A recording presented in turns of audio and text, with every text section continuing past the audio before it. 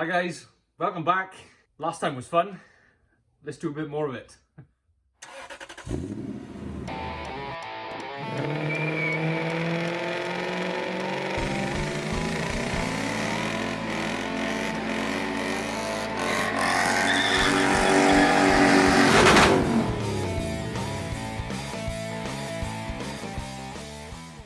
So to sort the idle out, I had to take the throttle body off.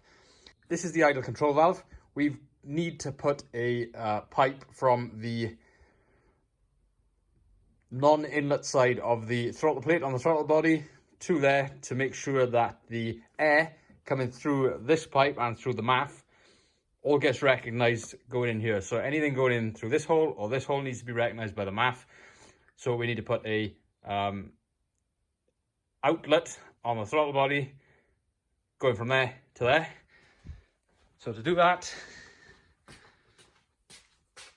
I've created a space here for this. So that's going to go on there like that. I'll drill a hole and put that there. Then we've got this pipe here that I can put on there, and that should work. See if we can weld this up.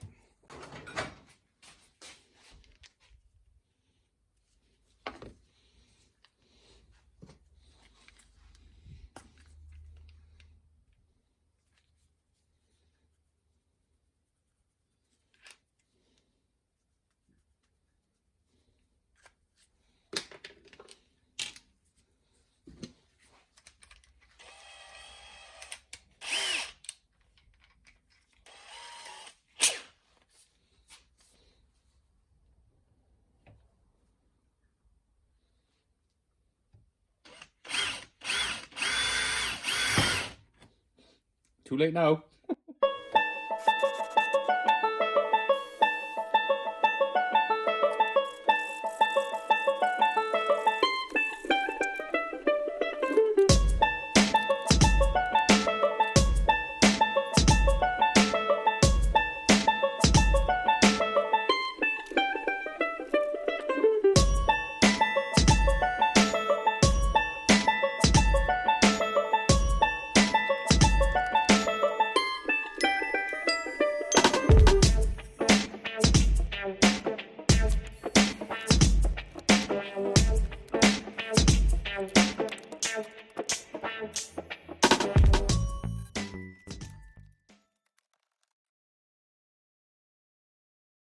There it is, one pipe from the idle control to the really horribly welded barb that fit in that I put on there. That ain't coming off. Not entirely keen on this pipe, but it fits nice and snug and it doesn't need a clip. So hopefully that won't pop off. I guess time will tell in that case. I also changed all the injector seals. So this little injector, this little piggy, was leaking from the top injector seal. So I changed all the injector seals. There's only two of them, but look how crusty they are. Manky. And then these are the top ones. So I think actually this was the dead one because it's got a chunk missing out of the side of it. But yeah, most of these are either solid, rock hard, and rubbish. So I briefly fired it up. It is late. I'll probably fire it up and let it idle tomorrow now to hopefully fix the idle issues. I can't do it now, it's a bit late. This car's a bit noisy. What next? Oh, let's show you underneath the car. So I was sat in there, engine running, foot on the clutch, left my foot off the clutch after it's been bled, expecting this wheel to move. It didn't move. I was a bit miffed at that because, well, it's moved before. So I thought, let's do a bit of an investigation to find out what the problem is. I came down to the floor and seen that. I guess my 4 tack welds weren't enough for the V8 power. I'm gonna have to re-tack that up. Maybe put 6 on it this time instead of 4.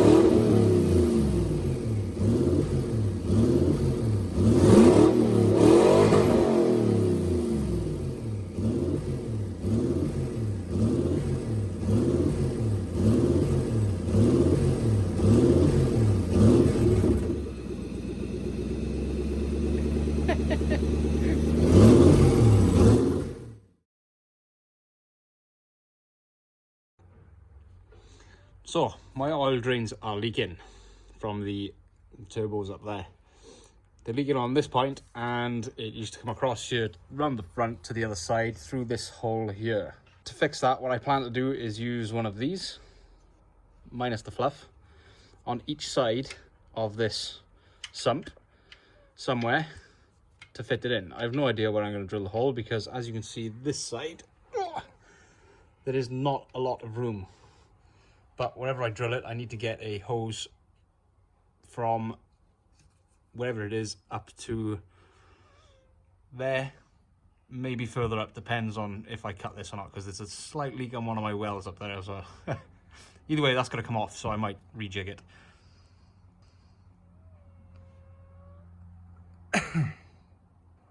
So that's what I'm going to do now. Find a place, drill a hole, weld it up, and hopefully it works. If I mess it up, then I've got to get a new top sump.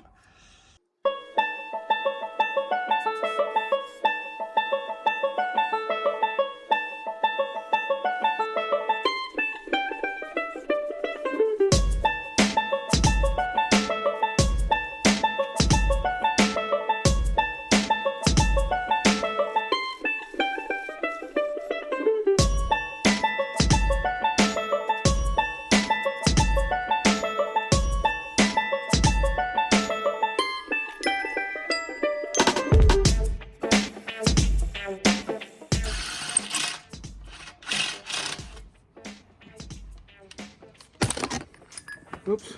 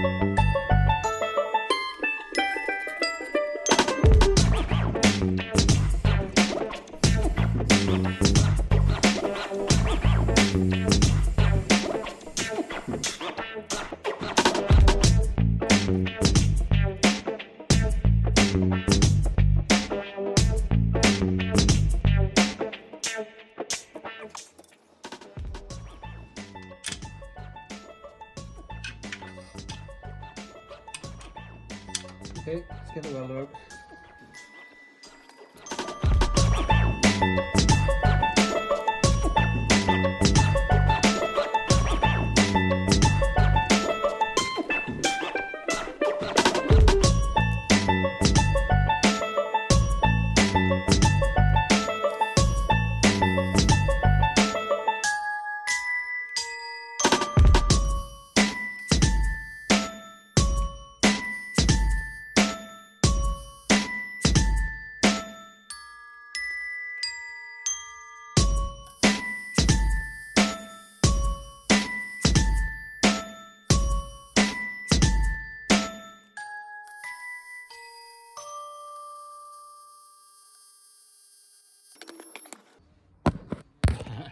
I guess you're not seeing much. There's that one, and there's that one.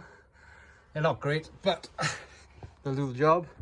And I've managed to find a space in there somewhere where I can actually get a pipe to it. The other side, is fairly easy because it's out in the open. So, sump back on, oil back in, drains on, see if it works. There it is. One oil drain down there, in there somewhere. And the other side. The other side. There. Down. Into there. I've got to fill that hole up. But that's easily done.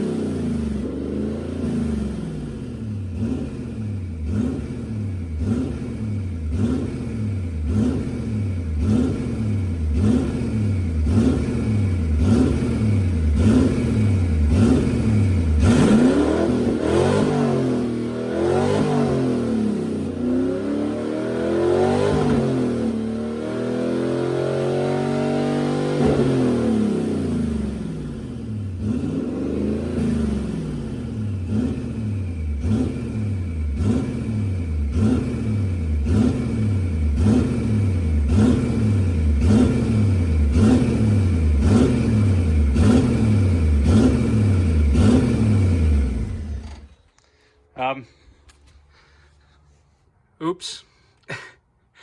I've left this on boost start and max, charging at roughly 15 amps for the last week. This battery is going to be goosed. Anyway, best turn that down and we should check it. So, what are we on? 14.72, 71, 70, 69, 68, 67. Well, that's not as bad as I thought it'd be, but it is dying. So I've, while we're doing some checks, I've wired the clocks back in without the dials. Looks a bit funky, but it's in. So if we turn the car on, we get all the required lights and the oil light goes off, which is a good sign, even though it hasn't started up yet, but it stays off when it runs, and I can show you now. Something else I'm going to check is the coolant. So if we notice now, we're a bit low because there is a small leak on the back. Fuel's running. Yeah, there's a small leak on the back, but I just want to check that fuel flows back into the tank through here, which it should. And then the last check I'm going to do is the make sure that the alternator is charging the battery. It's not going to charge this thing because this thing's going to be dead. Hopefully at the start. It should start, even if I turn this off.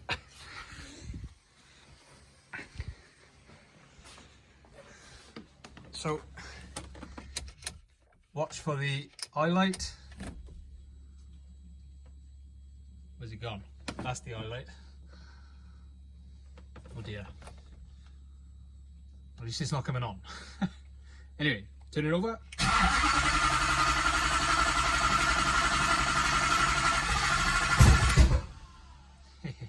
Backfire.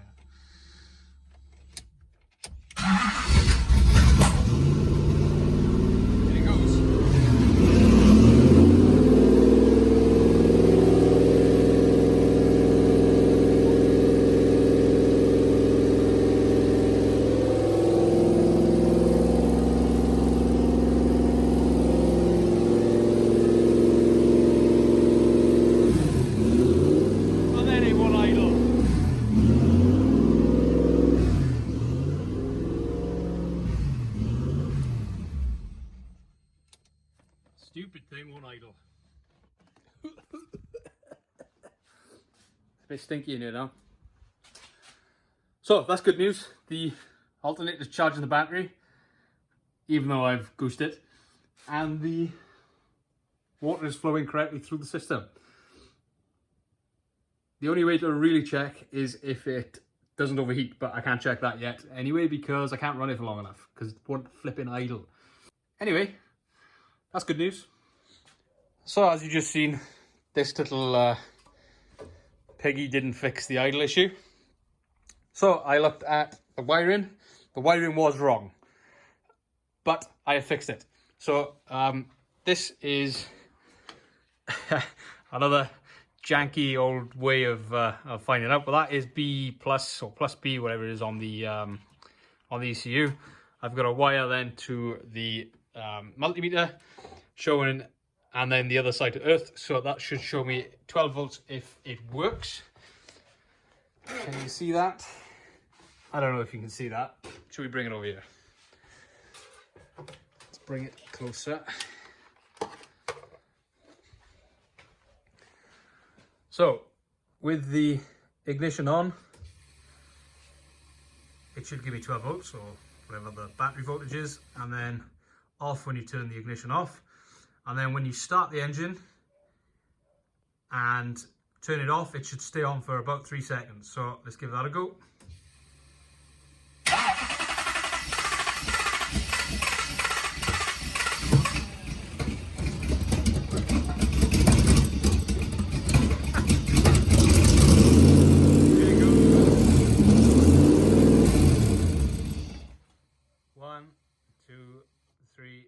And it goes off. So that proves that the wiring is correct on that plus B pin. I'm out of ideas. The only other thing I think it could be is this idle control motor. It could be goosed. The way it's struggling to start might have something to do with that. But that's the only other thing it could be. So I'm going to see if I can get another one of them, or at least try another one of them. But if it doesn't work, then the temptation to go standalone now is really overwhelming. I've got a standalone ECU I could do, but it means a whole other rewire, and I want to go play. So hopefully it's just the idle control valve and nice simple fix. Hopefully. I don't know. I had it running nicely. I blocked off that off the idle control pipe, and it was idling perfectly, and it still idles perfectly when you clamp that pipe mostly now as well. But if you block it off now, then it doesn't start and it won't idle at all. So I don't know. Stupid car's got idling problems already. One more thing I want to check is that wheel right there. I've bled the clutch. I've got my foot on the clutch. I've got the handbrake on. Start the engine, and what I'm going to do is pull the clutch out and drop the handbrake, and that wheel should move. Clutch down, engine start. Come on, do it.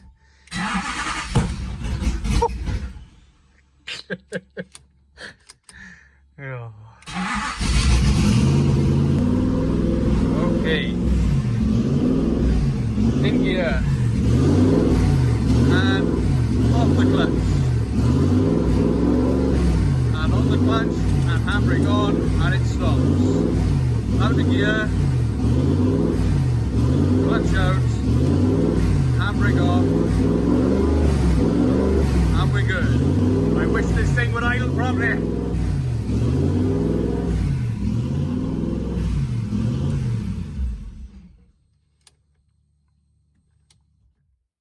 So, that's good news. Okay, I think I'm going to call it for this week. Some highs and lows. The highs being doesn't leak oil anymore from the 2 turbo drains. That's good news. The wheels work, so when I get the front wheels sorted, I'll be able to take it for a test drive, hopefully. Fingers crossed. I'm still waiting for the front hubs to turn up. I struggle to find a machinist with the current climate. But I found somebody who will, who's doing them for me. Hopefully within the next couple of weeks I'll have them and I can put them on the front.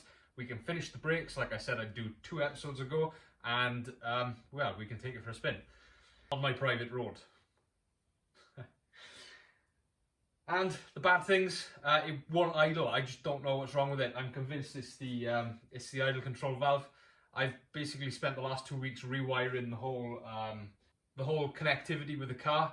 Big thanks to Phoenix Engine Management. They've helped me out big time, along with Kelvin on, I think it's car tuning company in New Zealand, something like that. Watch his videos. I'll link them down in the description. If you want to know anything to do with 1UZs, just go and watch his videos. They're really, really helpful. That's where I got the test for the Plus B from. Just go and watch his videos. They're really good. And pay them as well. Pay them for their documents if you need to know how to wire up these engines. They're very useful. So other than that, it's pretty much there. Apart from a minor water leak on the back, which I'm really putting off doing. I've been doing a bit more electricery in the car. I'm struggling to find a way to get the gauges to work, but we'll come to that in an episode or two. But for now, I think that's going to be it. So like and follow me on all these social media platforms. I tend to be quite active on them if you want to keep up to date. If you don't, subscribe, come back next week and watch me hopefully do the brakes. And we might take it out for a spin. I don't know. We'll see what happens. So, I'll see you all next time. Provided you come back. Ciao. Start. Come on, do it.